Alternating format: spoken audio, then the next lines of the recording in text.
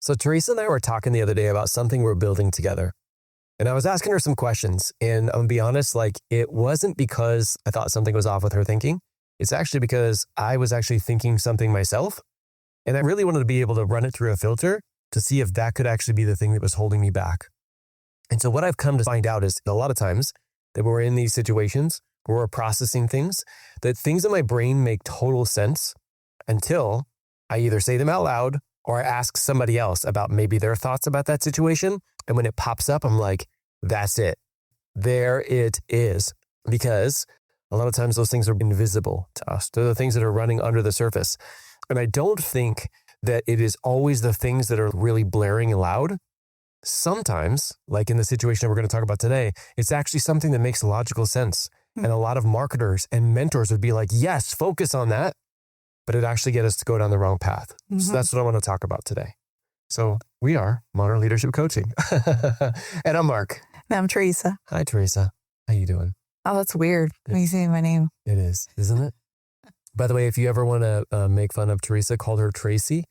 Because she said that everybody, whenever she used to pick up the phone while we're working in corporate, they would say, oh, hi, Tracy. And she was like, it's Teresa. Well, it's probably my fault because I wasn't pronouncing. Well, but you also never corrected them. I know we have a lot of people pleasers in the audience who are like never correcting people. And by the way, my name is Mark with a C.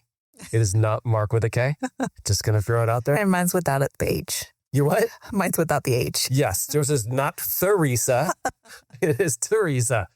All right. Are you ready to get serious here? Yes. Let's get serious. All right. That it is not possible for us, by the way. All right. So I want us to talk about this whole idea of not just self-coaching, because it wasn't me that was just like literally going through this, but I do want to share a little bit about this idea around self-coaching, because I think it's really important. And we hit this up actually before we get into the topic today. And that is like what people think self-coaching is and what it really is. So you know this, I wrote a book, Mastering Your Life Through Self-Coaching, like 5 years ago, which is crazy. And I cannot believe that it's been that long.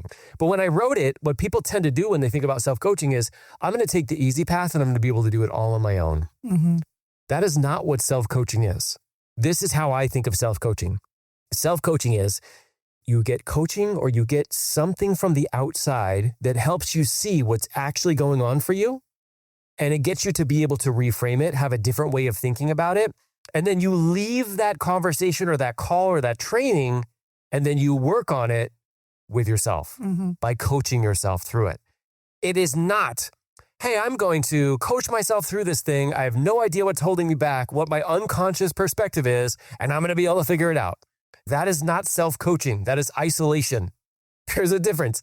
Self-coaching is not equal to actually doing it on your own. It's not. It's not isolation. It is literally you seeing what could potentially be holding you back from somebody outside of you or something outside of you. You can even read a book and just see things of like, wow, I didn't realize that was actually happening to me. But then you implementing that into your coaching of yourself. Yeah. I also think that people are like totally misguided with self-coaching. They think it just happens in the morning time. They think it just happens with like, let's say when they're sitting there with their journal in their Zen state, listening to their yoga routines and stuff like that. Like, no, self-coaching happens when the stuff is hitting the fan. That's what self-coaching really happens. It doesn't happen in everything's going well. And it also doesn't happen in a way that's like disciplined or forcing yourself or doing anything like that. You actually want to do it, at least when you understand how to do it right. What's crazy is that I know a lot of people who go through this process of being able to coach others, and they think that coaching others is the same as coaching yourself. It is not. And I think that could be something that is a fault of mine. At least I'm going to take ownership of it, because a lot of times when I'm teaching people how to coach others, I don't actually verbalize out loud that this is not the same as coaching yourself. There's some similarities, but there's a lot more differences, and you have to understand the two. And I honestly believe that one actually earns you the right to coach other people. If you're not coaching yourself, you are not going to make it in this business. If you're not leading yourself, you are not going to make it in this business. I love you so much, but you're fighting a losing battle. Yeah. Right? Because you're not actually doing what you're asking of other people. Right. So, all right. So that was a big detour, but I think it was really important, because as we talk about today, I want people to understand that that's not what we do. We don't go into isolation and think that that's what's going to work. Otherwise, that would have worked already, right? We all would have been ultra successful on our own. Yeah. But it hasn't. What I was thinking was when you were saying that you first start off with kind of someone helping you kind of see something that you couldn't see. And I see it kind of like as you're helping pull back the curtain a little bit so that someone can actually do the work later. Yeah. And I think that's really important and a really great distinction to have. I was on a call yesterday with an amazing client of mine. He is going to go through the process of selling his business. And while he was speaking, he was kind of talking about like some of the excitement that he has, some of the fears, right? And he made this statement. He said, I'm a little nervous because the most valuable thing that I have to sell is this intellectual property. Mm. I'm like, that is false news, my friend. The most valuable thing that you have is you, not your intellectual property. You built this. You created it. You developed it. Right. It is inside of you. It is literally you wrote that, and that's your like outside representation. Yeah. And that's valuable, but nothing is more valuable than you. You get to bring every part of you into the next scenario. You get to bring everything you learned, everything from that. And it was funny because like when I said that, he's like, you're right. And then he stopped for a second and I could see his energy change. And he's like, you're right. And it was just, it totally arrested the difference of the call, right? Because it's like that belief of the most valuable thing is this intellectual property, right? Can feel good because you're trying to sell your business, but it feels terrible when you're like, what am I going to do afterwards? What am I going to be left with? What happens if I can't figure this? And I'm like, bro, stop for a second. Remind yourself. Just create. You create something else. Yeah. It's like you did have the really valuable stuff, but guess what? You created that. You came up with that. That is your process, right? That means it's inside of you.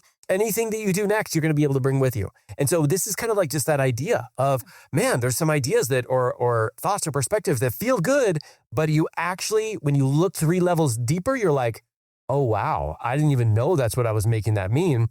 And just a little tweak like that could be the thing that he's like, it's funny because I got a message from him today and his energy was just like night and day. He's like, you're right. I am the most valuable. It was funny, like just being able, because that's what happens when you spot those things. And which is why, like, I feel like you need somebody to be able to do that because you're not just going to have that conversation with Aunt Sue, right? She's not going to be like, oh, but like the most valuable thing is, no, she's not going to be able to spot that. That's why it's important that we have people in our lives that are like this who can spot that and go, look at that. Hold on a second. Pause for a second. Let's not keep moving on because I think there's something here, right? And it's crazy what happens when you change your energy around that, right? Yeah. Okay. Here's kind of like what ended up happening with us in a very, very similar situation, all right? We were driving, and as we were driving, Teresa loves this about me. We're like driving, and I'm like, hey, can I talk to you about coaching and about business? And she's like, I would love to. And her eyes. Oh, now I know why you do that. What? Because I can't escape. You can't. I can't. No.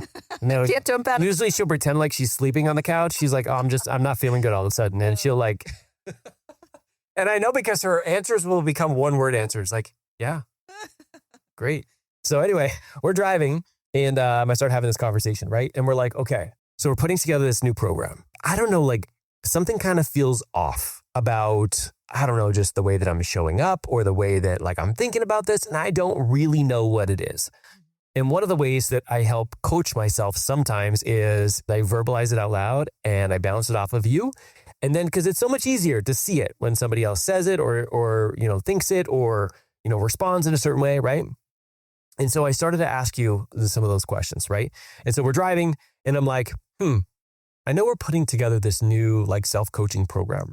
Like a lot of times we teach people how to coach, but we haven't had a program just specifically for people who want to coach themselves. By the way, one of the clients that I talked about earlier, he was the one who kind of like sparked this idea because he's like, why do you not teach this to everybody on the planet? Like how to do this for myself? Like I needed this. And he ended up becoming a part of the certification too. But he's like, I didn't think I needed a certification.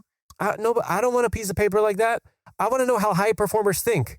And when you can teach me how high performers think, then we're going to crush it. And so I'm like, actually, that's what we do. And we went through it. He's like, why are you not teaching this to more people? Right. So we have this inclination of like, we need to pull that out from the certification and really teach people how to master this so they can get themselves to take action, know how high performers think, get themselves to not beat themselves up and do all that kind of stuff, right? So I've been having a lot of conversations and our audience knows this because they probably got some emails and stuff from me, right?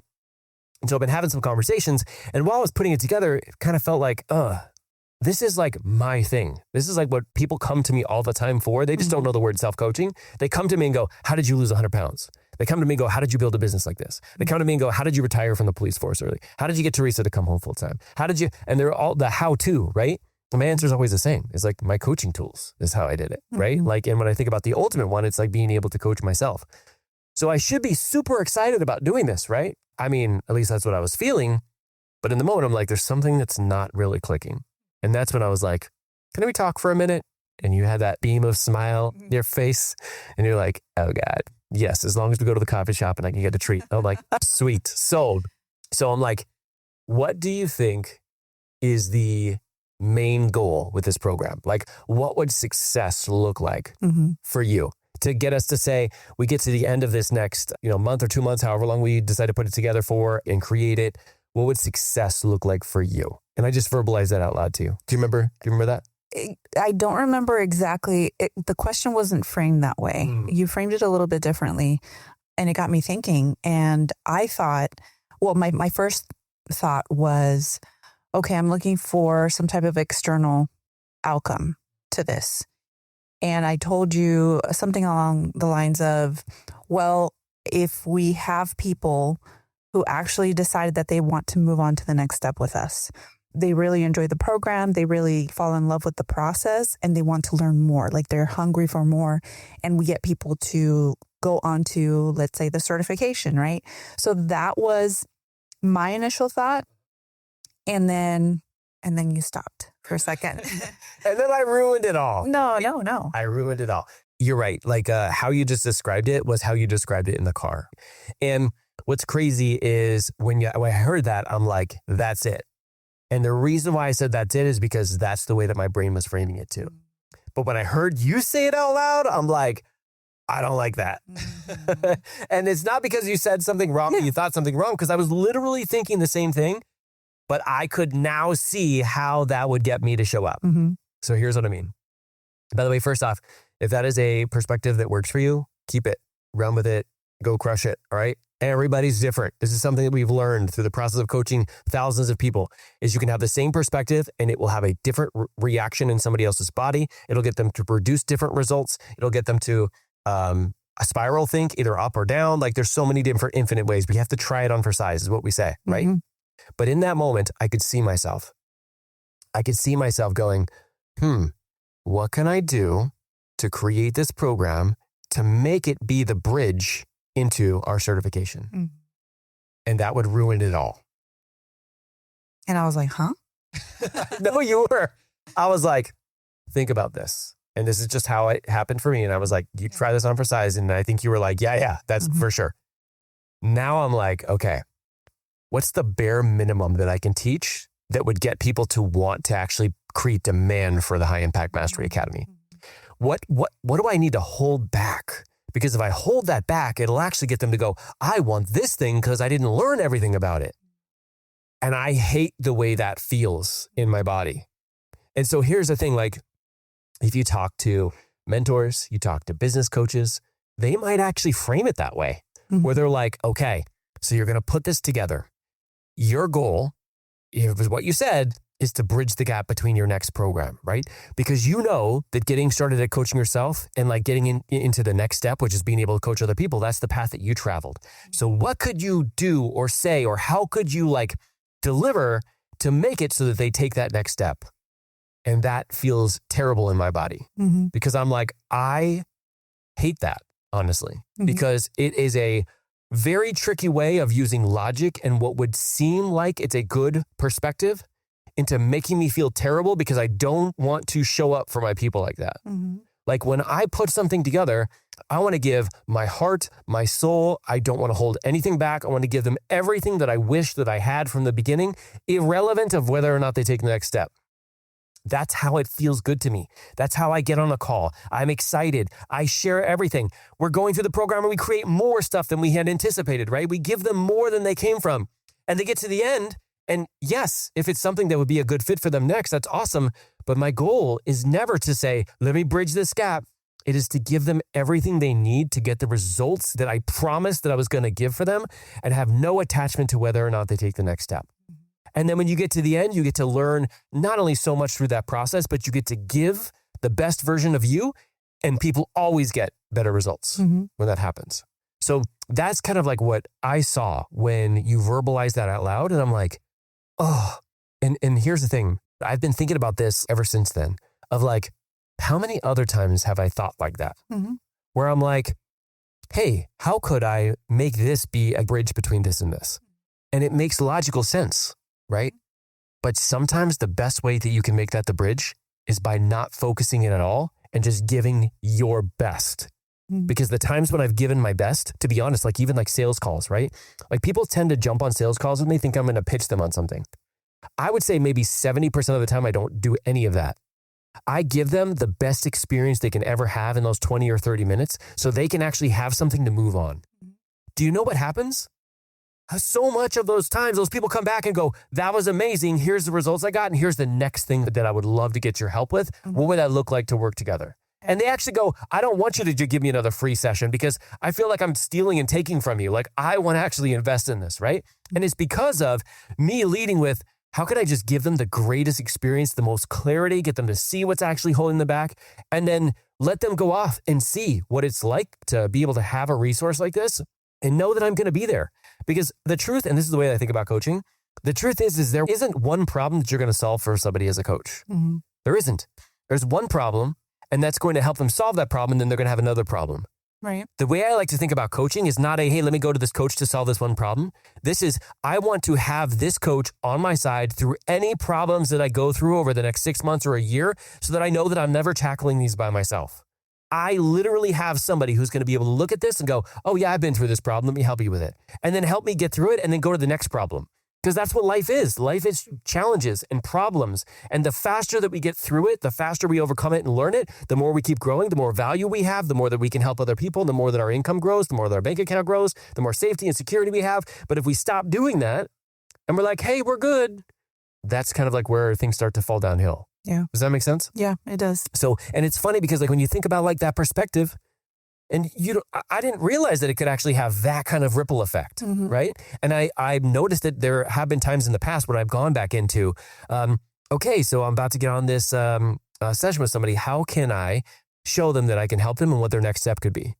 And I understand that like, and well, let me just call this out. Like if you've ever felt that way, I want you to not use any shame, blame, or guilt on yourself because your brain, and I know people who are listening to this, you are heart-centered. You want to help people. You know that you cannot make an income if you do not help people, right? So stop talking trash to yourself if that's coming up in this moment, because in reality, I know you really want to help, but you also need to support your family. You also need to make income. You also need to do those things, right? There's nothing wrong with doing any of that. Like so many times people work full-time. Or do you get upset when you go to work of like, oh my God, like I'm taking from people. I'm taking from the business right now, right? It's like, no, you just go to work because that's what you do, right? And it's the same thing in your business. It's just you'd have a different relationship with it because it's quote unquote your business, right? But I want you to think through that when you're having these kind of like aha moments, it's not a tool to beat yourself up of like, oh, I must have had the wrong like impression or whatever. It's like, no, you have a human brain. That's how it works. You need to reel that sucker in sometimes. Right? That's why this is so important, is because it's not just the ones that seem obvious that are getting you off track of like, I'm stuck. I don't know where to go next. I don't know what to do. I feel like that's like the toddler or the teenager brain, right? I don't know. I don't know. I don't know. It's like, but if you did know, what it would be? I don't know. Right? And it's kind of like, you get stuck in that because you're like literally spinning, right? Yeah. But it's like when you start to be able to challenge that a little bit and you find different ways of thinking it through and you start finding out that you do have the answers and you don't shame or guilt yourself. You're like, oh, here's the next level. Thank you so much for showing me this next level. It makes everything kind of like fall into place where it was supposed to be. Yeah. Well, can I be honest? Because when I, told you, hey, this is what success would look like. And then you started to talk about how that just didn't feel right. And you were coming up with ways on what you thought success would look like that looked completely different than what I had mentioned. Initially, I did feel kind of off, like, oh, I said something wrong, or, oh, I was thinking about it like in the wrong way. Yeah. And I had to kind of ruminate with that for a little bit. But then as you started to explain it and how that was going to get you to show up in a different way, it just got me thinking about how this all works, right? How coaching works and how you don't always get to do that, by yourself. Yep. Like you don't go down that path. There has to be kind of like a sounding board and you kind of like hear it from someone else's voice and you're like, wait a minute, this just doesn't feel right. And then you go on to think about how you're going to show up and what actions you're going to take if you have that particular perspective. And you showed me that. You showed me how reframing that perspective was going to help you show up in a different way, which in turn would also help me show up in a different way.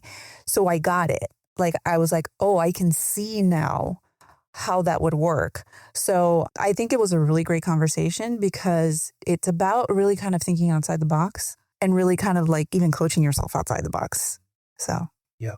One thing that you shared that I really want to make sure that I bring up for people, the whole idea of growth and how painful it feels. Yeah. Right? If you're feeling good all the time, you're not growing. Yeah. My coach shared this on one of the calls. She's like, what does the feeling of empowered feel like for you?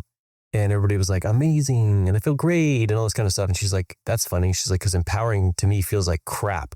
It feels like suckness. It feels like, because think about what happens before feeling empowered. Mm-hmm.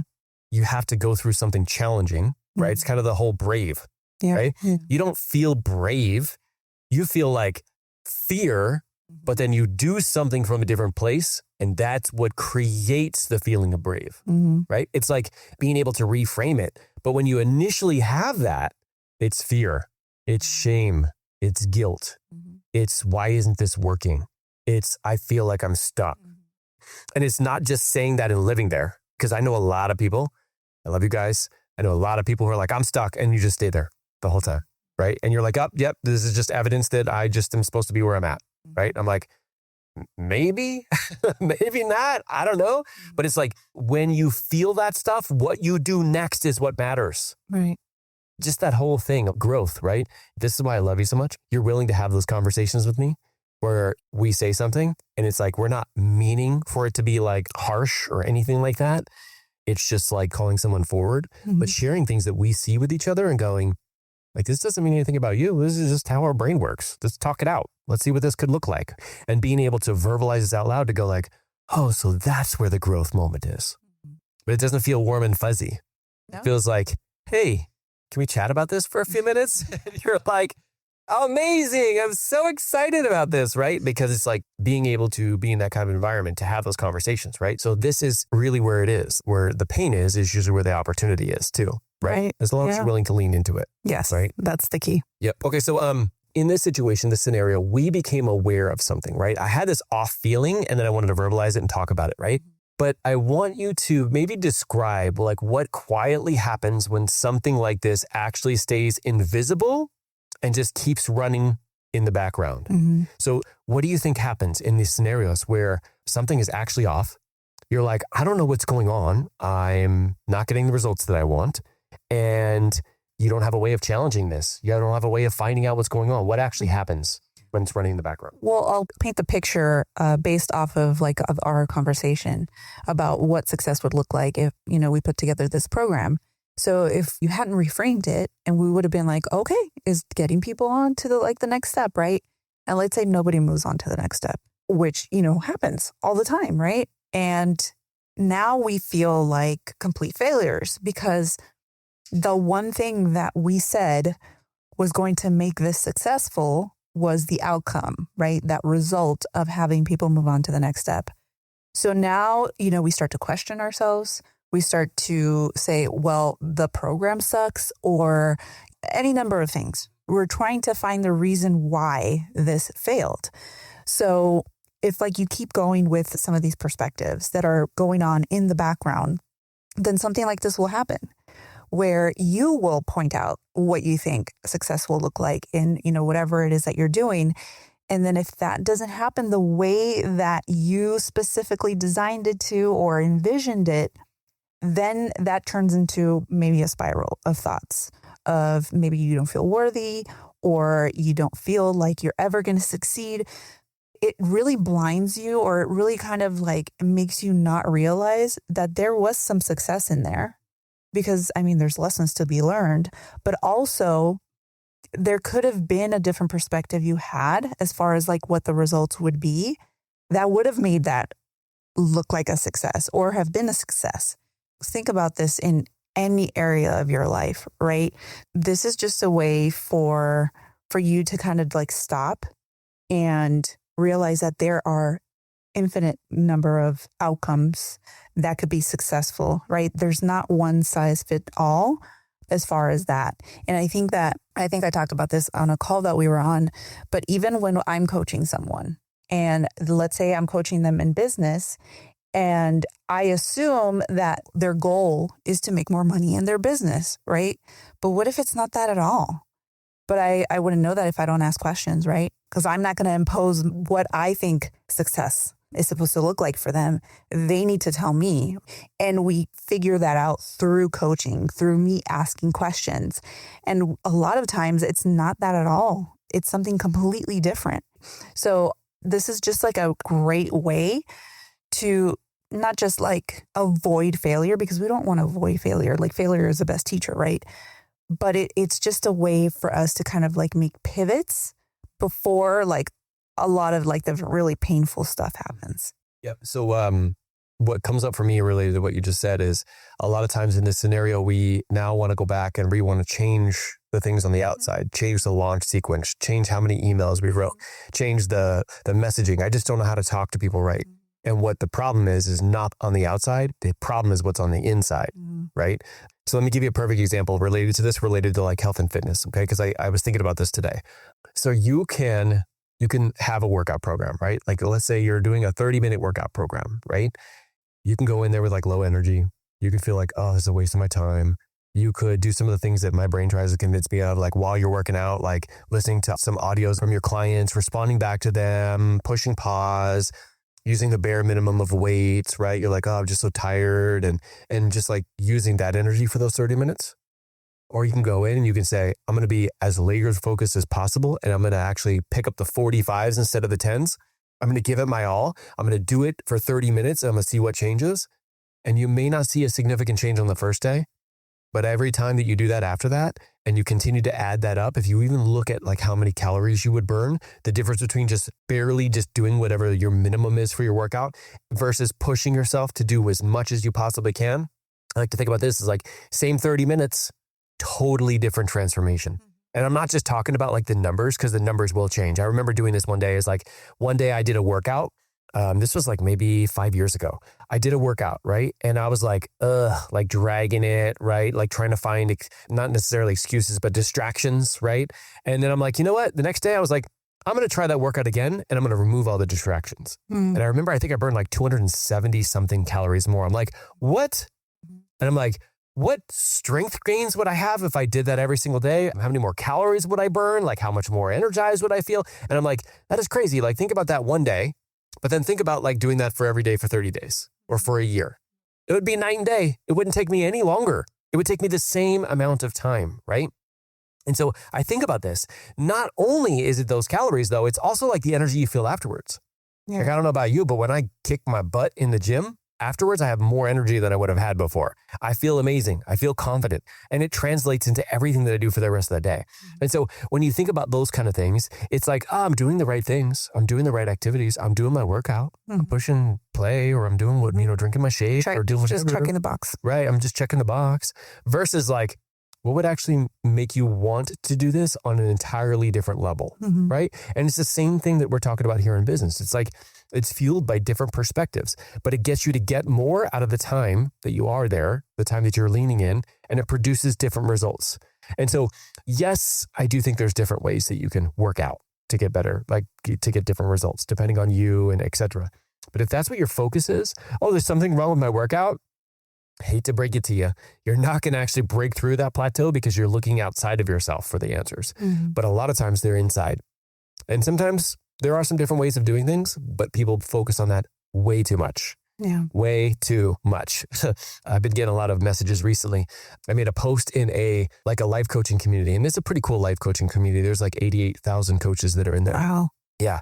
And what I notice is like, and by the way, there's nothing wrong with this. So a lot of people who are like trying to sell each other in terms of coaching stuff. And so one of the things that we do is we don't primarily focus on finding clients and growing your business through marketing and sales. Like that's not something I really love or enjoy teaching. It's something that we do, but it's not something I really enjoy teaching. But I saw that a lot of people were in there were like talking about like, oh, how can you find your first couple of clients or whatever? And we have a process that we go through whenever we create this kind of stuff for us. And I made a post and I'm like, hey guys, I have a playbook that we go by whenever we're looking to help some more people. And I usually will only give it to my one-on-one clients, but anybody who's interested in it, let me know and I'll email it to you. Oh, and by the way, I'm not putting you in an email sequence. I'm not going to try and sell you anything because I don't have anything to sell in this space. This is really not my space. It's something I do sometimes with one-on-one clients, but like primarily I teach people how to coach. A lot of people reached out to me and I sent it to them and they've been responding back going, oh my God, I probably should have paid for this, right?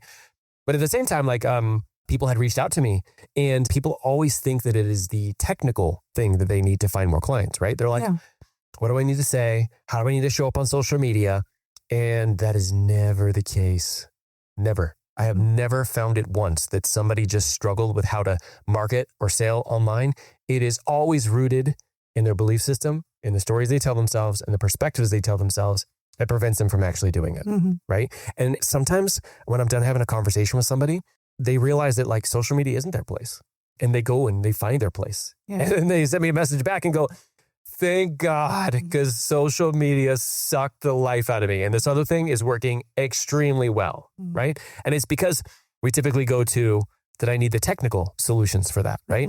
And 99 times out of 100, I'm going to say 100 times out of 100, but 99 times out of 100, that is not the truth.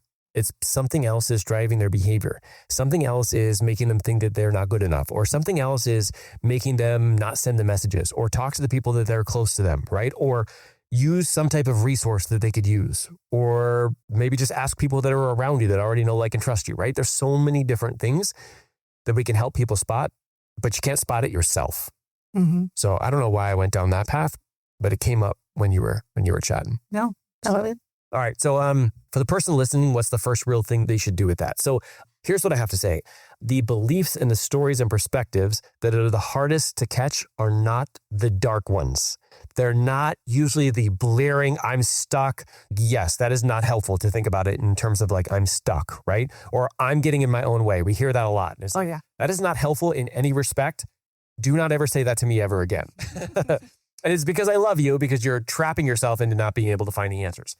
But the ones that actually keep you stuck are the ones that sound like wisdom. They sound like this is a good idea. Logically, this makes sense. This worked for my coach. This worked over here. But those are the ones that actually have the ability of holding you back, because they're the ones that you can believe. You can believe you're heading in the right direction. You can think that this is the right thing for you. Reasonable. But they're indirectly protecting you. They're actually getting you to play small. And you don't even know that. That is the most frustrating part. You don't even know that. That's why we wanted to have this episode, right? And that's why I want to ask you a question, okay? I want you to think about, how could this be showing up for you in an area of your life that you most want to work through right now? Coaching, a relationship with your kids, losing weight. How could this be showing up for you? And then what would it feel like to not only finally see it, but what would change in your life if you came to realize that that thing that you're telling yourself that may sound good in the moment is actually hurting you and holding you back from your true potential? I'd love to hear what comes up for you. Shoot us a message. You know how to find us. Whether it's our email list, whether it's being able to reach out on the podcast, there's a little send us a message button, or if you got our phone numbers or text or whatever, like just reach out and let us know. Because I got to tell you, it feels amazing to be able to do that, to be able to find that and unlock something, just like how we unlock while we're putting together this program, something for us that now just every bone in my body wants to sit down, which is what we're going to do right after this podcast, and put together this program so that it is going to be able to blow people's minds. But we wouldn't have been able to have that conversation with that same kind of energy that we're about to have if we hadn't explored this. Yeah. So thank you for going out for that cup of coffee. Actually, it was your chocolatey chippity chip with extra whipped cream. It was worth it. Wow. It was worth all $7. All right, guys. Thank you guys for tuning in. Thank you guys for listening. We appreciate you so much. And above all, keep leading from the front. All right, leaders. Bye. Bye. One more thing before you go. You know who you are at your best. You've seen that version of you show up. The problem is getting there in the moments that matter most, with your team, your clients, and definitely with your kids. The quiz at modernleadership.us/quiz will show you exactly where that gap lives. 2 minutes. And when you're done, you have the option to book a free 20-minute call with me.